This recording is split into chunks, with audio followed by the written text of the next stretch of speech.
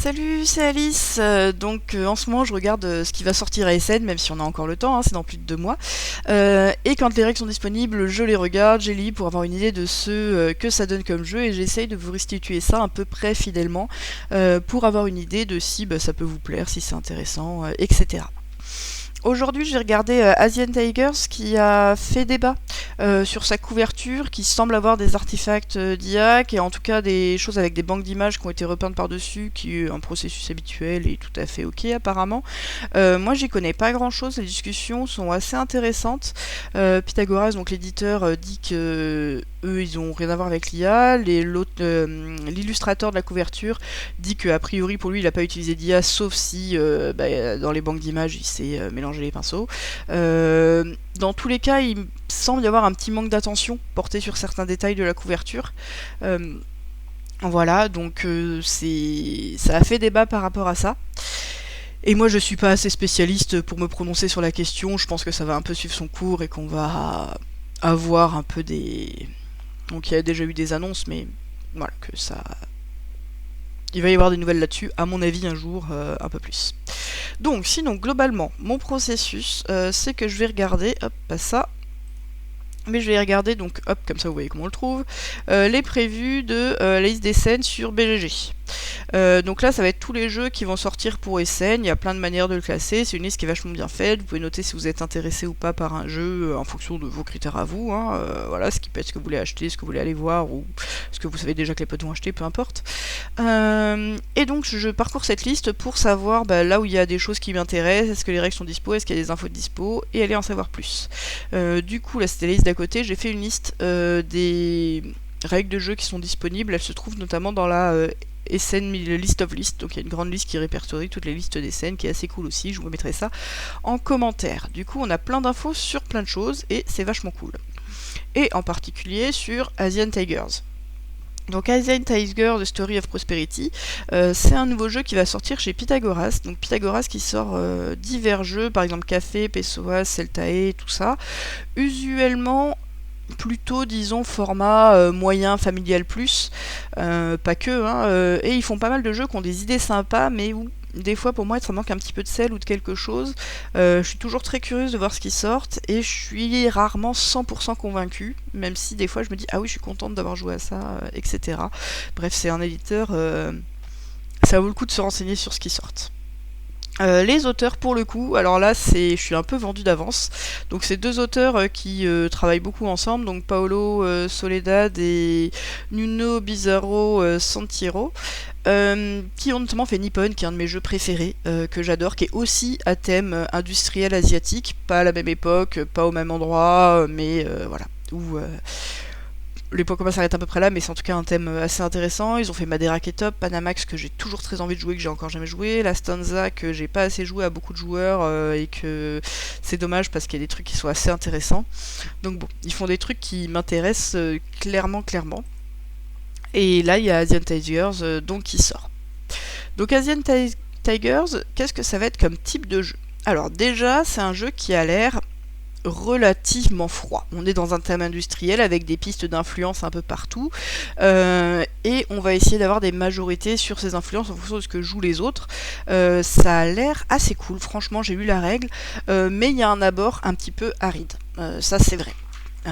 Voilà, la règle elle se lit assez bien, mais voilà, c'est écrit petit, les choses font pas sens tout de suite, et il y a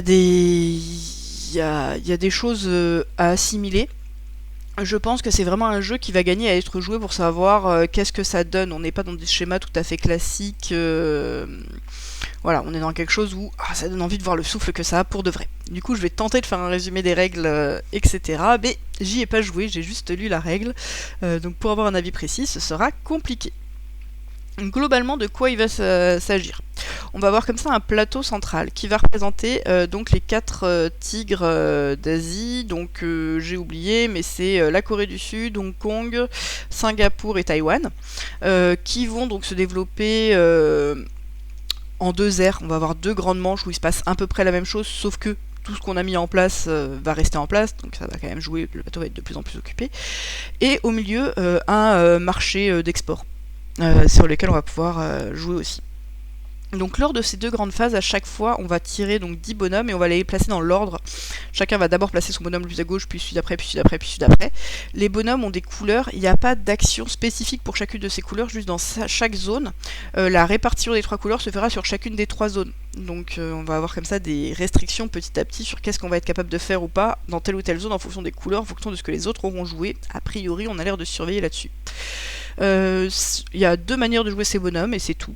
Placer dans un tigre pour construire une infrastructure, ça va nous coûter de l'influence de ce tigre-là, puisque le gros truc c'est qu'on a des points d'investissement en gros à mettre, donc pas de l'influence, de l'investissement, sur chacun de ces 6 tigres. On commence avec 6 points d'investissement et une fois qu'on les a cramés, on peut plus construire dans cet endroit-là. On peut également faire des ventes mineures pour monter en influence. Donc ces bâtiments plus l'influence directe, ça nous permet donc de monter sur ces pistes d'influence, et sur ces pistes d'influence, il va y avoir des majorités pour marquer des points de victoire, en gros.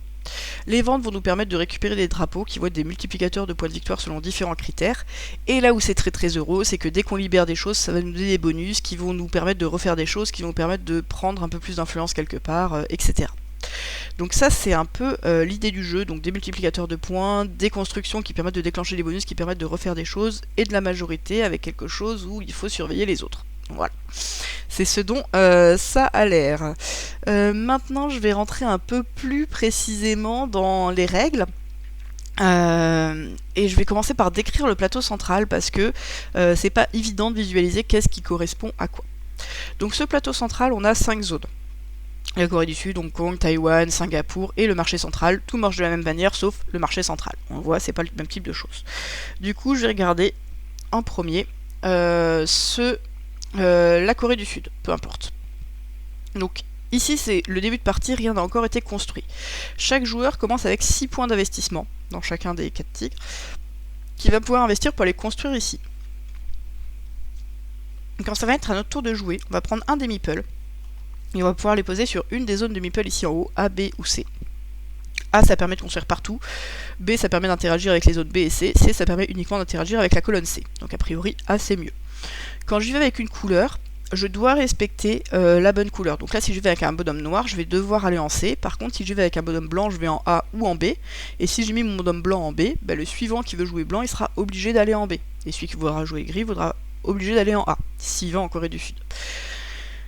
Qu'est-ce que ça change là où on se place en A, B ou C? A, ça a l'air mieux, oui, mais ça coûte 3 points d'investissement de se poser en A, 2 de se poser en B, 1 seul de se poser en C. Donc comme on a 6 points d'investissement pour la manche ici, si je veux beaucoup jouer en Corée du Sud, faut pas que je fasse que des A. Voilà, en très bref. Donc là, c'est les points d'investissement qui vont être... donc on commence à 6, ils vont retomber à 0 à la fin de la manche 1 quoi qu'il arrive, puis on repartira à 6 ou à un peu plus si on a construit des laboratoires, ça va augmenter le nombre d'influences qu'on peut avoir. Et autour, là, surtout, il y a donc 2 points d'infrastructure, excusez-moi, 2 points de développement qu'on va voir ici. Le point d'influence, c'est cette piste-là autour. On va essayer de progresser là-dessus parce qu'il va y avoir une question de majorité. À la fin de la partie, celui qui aura été le plus loin sur cette piste, ici, va gagner 20 points, le deuxième 15, le troisième 10 et le quatrième 5, condition d'avoir avancé. Donc ça, c'est réparti au hasard entre les différents tigres. À chaque partie, il y en a qui valent un peu plus, un peu moins de points, ce qui va créer des compétitions à certains endroits. Et maintenant, là au milieu, on voit toutes les infrastructures que l'on peut construire. Donc en bas, on a les laboratoires qui vont nous donner des jetons de science. Au-dessus, on a les centrales qui vont nous donner des jetons d'énergie. Là, on a les usines qu'on va pouvoir construire qui vont nous produire le type de bien indiqué dessus. Et en haut, on a les universités qui vont nous permettre de reconstruire quelque chose d'ailleurs. Donc en gros, de jouer plus fort sur l'influence qu'on va avoir dans une région. Parce que tous ces points d'infrastructure qu'on va avoir au milieu vont nous permettre, pour des questions de majorité, d'avancer sur l'influence en fin de manche. Donc ça va être assez compétitif a priori là-dessus. Comment dire, quand on se place quelque part ici, par exemple si je place le bonhomme noir là, donc il y a déjà un bonhomme partout en début de manche, il va se passer plusieurs choses. Si j'ai un jeton bien économique comme ça, je vais pouvoir le donner, faire la vente. Du coup je le pose dessus, ensuite elle sera plus disponible pour augmenter de 2 d'influence ici. C'est facultatif, si je suis en A, je peux le faire sur n'importe quelle zone. Ensuite je vais choisir un des bâtiments à construire. La plupart de nos bâtiments sur notre plateau personnel, quand on va choisir de le construire, on va enlever un de ces jetons quelque part. Donc j'ai pris mon bonhomme le plus à gauche, je choisis quelque part où je me place, et pour construire une infrastructure, je vais dépenser un de ces jetons là. Il y a juste les usines qui demandent ces bâtiments là précisément, tous les autres c'est n'importe lequel. Quand on choisit un bâtiment, ça nous coûte usuellement rien, juste ceux-là vont nous coûter 2 jetons de science supplémentaires, c'est marqué dessus. Donc les jetons de science, c'est des vestes de scientifiques. Ok, bon. Donc j'ai choisi un jeton, je le place sur un endroit, je paye l'influence correspondante ici, j'ai le droit de vendre un bien, enfin les points de développement de la région à ma couleur, j'ai le droit de vendre un jeton pour des points d'influence, puis je vais placer l'infrastructure quelque part. Si je la place sur une ligne de labo, donc toujours dans la portée à laquelle j'ai le droit, je gagne des jetons de science, donc des vestes de scientifiques. Si je le place sur une centrale, je vais gagner des jetons d'énergie. Si je le place sur une université, ça va me permettre de ailleurs construire un département, ce qui va me redonner un point d'infrastructure dans la région, ou alors pour aller construire une usine de pièces détachées. Donc ça, il faut déjà que j'ai une usine en dessous, ça va se rajouter dessus et ça va rajouter de l'influence à cette usine, plus me donner un type de bien. Ça va par contre coûter un d'électricité. Les types de biens, comment ça marche? C'est principalement quand on construit des usines. Si je veux construire cette usine-là, donc cette usine, disons, de pièces mécaniques, ça va me coûter 4 énergies, ça va récupérer 2 tuiles de pièces mécaniques, à revendre plus tard ailleurs. Au moment de faire une usine de pièces détachées dessus, j'en gagnerai une de plus. Donc ça coûte de base 4 énergies. Si jamais il y a une centrale en dessous, j'ai une réduction de 1. S'il y a les deux, j'ai une réduction de 2. Peu importe qui est-ce qui les a construits. Et j'ai besoin d'avoir fait des centrales pour avoir l'électricité pour pouvoir les placer. Donc tout ça, ça va me libérer des choses. Et tous ces points d'infrastructure vont me donner un point d'infrastructure pour la fin de la manche quand on va calculer qui est majoritaire où. Il va y avoir d'autres emplacements qui sont les emplacements à satellite et les emplacements à QG. Ça va pouvoir se placer que lorsqu'on aura des bonus débloqués sur notre plateau personnel parce qu'on aura vidé des zones. Je vais y revenir, mais du coup là on va pouvoir se placer au bon endroit. Ok, donc tout ça, ça va nous permettre d'avoir donc des points d'infrastructure. Je vais expliquer tout de suite ce qui se passe à la fin de la manche. Donc à la fin de la manche, là il n'y a pas de plateau complet, donc ça va être un petit peu abstrait. Je peux peut-être le montrer sur la règle. Hop. Alors, à la fin de la manche, sur chacun des plateaux, qu'est-ce qui va se passer? Hop, c'est ici. Point d'investissement à la fin d'une manche. Ok. Hop, on va aller le montrer par là. Essayer en tout cas. Pourquoi je n'arrive pas à naviguer? Désolé, je galère. Hop. Ok. Donc ici c'est l'exemple d'une fin de manche. Il n'y a que 2 grandes manches dans la partie. Donc on va avoir plusieurs infrastructures comme ça qui vont être construites appartenant à différents joueurs. Pour chacun des joueurs, on va regarder combien est-ce qu'il a de points d'infrastructure dessus. Les points d'infrastructure à compter, c'est assez facile. De base, chaque infrastructure vaut 1. Donc là, par exemple, rouge a 1, 2, 3 points d'infrastructure sur cette région. Rose va en avoir 1, 2. 1 pour son usine, 1 pour sa centrale. En plus de ça, on a potentiellement des satellites ici. Donc le satellite vaut comme un point d'infrastructure. Donc là, le jaune déjà a 1, 2, 3 de base, plus chacun de ces satellites refait un point par bâtiment à sa couleur en face. Donc en fait, là, ça fait 1 point pour le satellite, 1 point pour ça, 1 point plus ça, plus 1 point pour ça, 1 point pour ça. Donc ça arrive à 5 points d'infrastructure pour le jaune. On va regarder qui est-ce qui a le plus, et celui qui a le plus va avancer sur la piste d'influence. Donc là, ça va être marqué là. Donc ça, ce que dit ce jeton sur l'ordre du tour, c'est qu'on va comparer les points d'infrastructure de chacun sur chacune des régions, et sur chaque région. Donc par exemple, si je suis premier, c'est moi qui ai le plus de points d'infrastructure ici, je vais avancer de 12 sur la piste d'influence correspondante. Donc ça permet d'avancer sur cette piste d'influence autour du plateau. En plus de ça, une fois qu'on a fait ça et qu'on a un premier, un deuxième, un troisième, on va pouvoir proposer au premier, est-ce que tu veux un drapeau spécial? Les drapeaux, j'en ai pas encore parlé, mais il va dire oui ou il va dire non.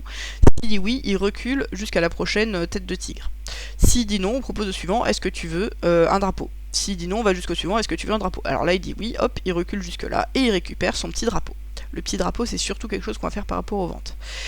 Ça va être tout pour celui-ci, on va faire ça 4 fois pour chacune des grandes zones. Donc à chaque fois on va regarder le nombre de structures, bonifié par les satellites, et proposer un drapeau. Hop, ça permet d'avancer sur cette piste d'influence. En fin de partie, cette piste d'influence vaudra des points en fonction de qui est-ce qui est premier, deuxième ou troisième. Voilà, donc ça servait à tout ça. Maintenant, donc l'action alternative, là on va reparler des drapeaux, ça va être de faire des ventes. Donc pour faire des ventes, il faut déjà avoir récupéré des biens à divers endroits. Et là, je vais me placer sur une de ces 3 zones avec le même principe. Il y a 3 zones, il y a 3 couleurs de meeple. S'il y a du gris ici, quand je veux jouer Global Market avec du gris, je rejouer ici. Si c'est avec du blanc, ça va être sur une autre zone. Donc quand je me place sur une zone, hop, je vais zoomer. Il y a aussi une zone un peu qui a l'air d'être l'action de la loose quelque part ici, qui permet soit d'avancer de 2 sur la piste d'influence, soit de vendre quelque part sans avancer sur la zone d'influence du global market. Hop, ça je vais en reparler après. Cette zone d'influence du global market, elle va faire l'ordre du tour, celui qui va être le plus avancé va être premier joueur à la manche d'après. Donc si je veux vendre quelque chose ici, là il n'y a pas de ABC, hein, les trois zones sont indépendantes, une fois que je vends quelque part, je ne vends que à cet endroit. Je vais placer un meeple par là, et je vais pouvoir vendre jusqu'à 3 fois, ok, une fois par ligne. Je vais, comme ça, par exemple, imaginons que j'ai 2 ressources économiques, une ressource maritime et une ressource mécanique, je vais pouvoir vendre à chacun de ces 2 pays. Donc ça va me permettre de récupérer ces 2 drapeaux. Ces drapeaux, ça va être des multiplicateurs de points sur mon plateau personnel, j'en parle juste après. Et je vais choisir un des drapeaux que j'ai récupéré, par exemple celui-ci, là c'est pareil, pour dire de combien de cases j'avance sur la piste d'influence. Ici 6. Elles n'ont pas toutes la même valeur dans la pile, je crois que ça décroît. Donc être les premiers à vendre dans un pays, c'est bien. Et donc je vais récupérer ces drapeaux. Ça va être le gros de ce que j'essaye de gagner. Ces drapeaux, ils ont un petit symbole. Hop. Donc on l'a peut-être vu un petit peu rapidement, mais le symbole dépend de la zone d'où ils viennent. Donc ça c'est un symbole carré vert, ça c'est rond bleu, et ça c'est triangle jaune, enfin peu importe. Hop. Et là quand je vais prendre ce drapeau, je vais le poser sur mon plateau personnel, sur cette partie-là du plateau. Par exemple ici. Ici, quand je vais placer un drapeau carré, je vais tout de suite gagner le bonus qui est marqué là, donc qui est d'avancer de 3 d'influence dans l'un ou l'autre des pays. Mais surtout, là on a vu qu'il y avait 2 étoiles par exemple sur les drapeaux que je viens de récupérer. Ça va me donner donc un multiplicateur de points par rapport à ce qu'il y a à côté. Si en fin de partie j'ai mis des drapeaux pour une valeur totale de 3 étoiles, ça veut dire que ça vaudra 3 points par satellite posé partout sur le plateau. Donc ça va être une grosse source de points qui va permettre de se spécialiser au fur et à mesure quand on débloque des choses. Ça rappelle un petit peu dans Nippon les étoiles justement, un peu, il y avait ce principe là que j'aimais beaucoup. Donc quand on va récupérer des choses, on va se spécialiser, mais au moment où on se spécialise, on gagne des bonus, donc des fois on a peut-être envie de se mettre à certains endroits pour le bonus immédiat qui va nous permettre de débloquer quelque chose, même si le multiplicateur n'est pas celui qui est idéal, et essayer de travailler comme ça petit à petit sur qu'est-ce qu'on va pouvoir gagner à tel ou tel endroit. Je vous ai dit qu'on débloquait des bonus autrement aussi, c'est parce que ces bâtiments, à chaque fois, ils sont rangés par zone, notamment les satellites, c'est comme ça qu'on va les construire. Ici, on a une zone de 2 bâtiments. Dès que j'ai construit ces 2 bâtiments, et je rappelle que quand je prends un bâtiment, je choisis parfaitement d'où je le prends sur mon plateau, je vais avoir le droit de construire un satellite quelque part. Donc là, satellite blanc, c'est un satellite qui valorise, je crois, les universités, donc chaque ligne a une couleur. Et ça, je vais pouvoir du coup rajouter un satellite qui va être un de mes jetons satellites, hop, comme ça, à côté, pour 2 points d'influence dans le tigre de mon choix, donc que je vais dépenser pour aller le placer à l'endroit correspondant qui doit bien évidemment être libre. Ici, ça permet de se placer sur n'importe quelle ligne. Donc là, on voit bien que, voilà, donc blanc en fait c'est les laboratoires de manière assez logique, et là on a les 3 couleurs comme ça, qui vont valoriser les valeurs des points au-dessous.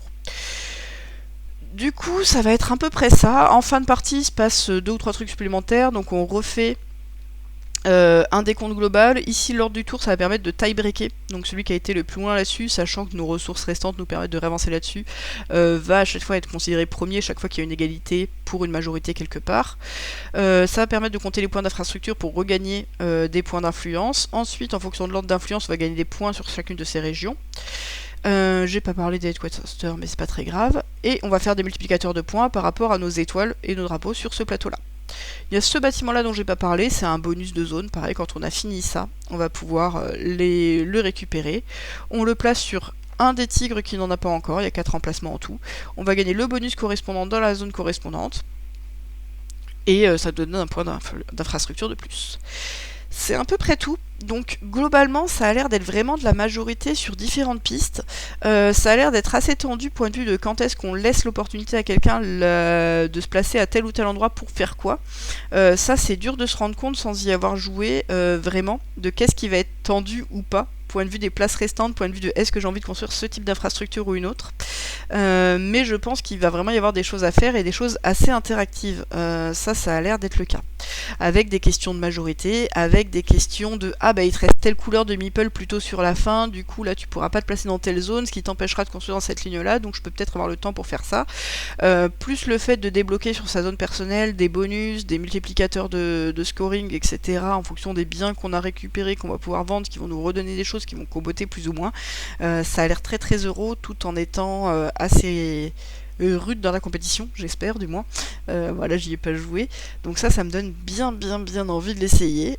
C'est un peu dommage pour le débat sur la couverture où clairement il y a des petits trucs qui se sont pas bien passés, hein, qui auraient pu être mieux faites avec plus d'attention, je ne sais pas.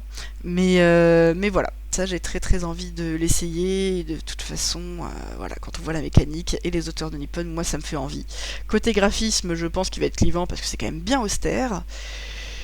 Et puis voilà, c'est tout pour aujourd'hui, pour cette vidéo sur Asian Tigers. À bientôt pour d'autres aperçus, d'autres jeux.